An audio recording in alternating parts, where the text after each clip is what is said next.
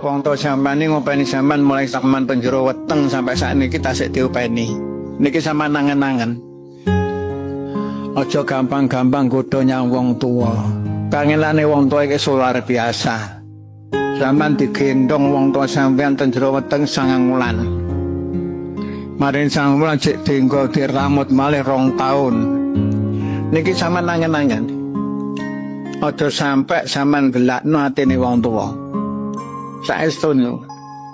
Ana dosane wong sing wani karo wong tuwa gedhe banget. Soale wong tuwa kaling-alin kados ngaten.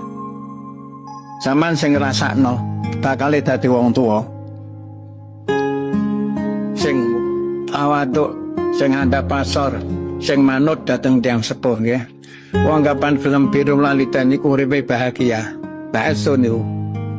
Wong kapan Biru Lalitan niku uripe bahagia. Rezekine diparingi cukup kalih Gusti Allah taala niku yakin ya. Mulane sampean ten pondok dipelajari supaya bener-bener saged mbungahaken atine wong tuwa.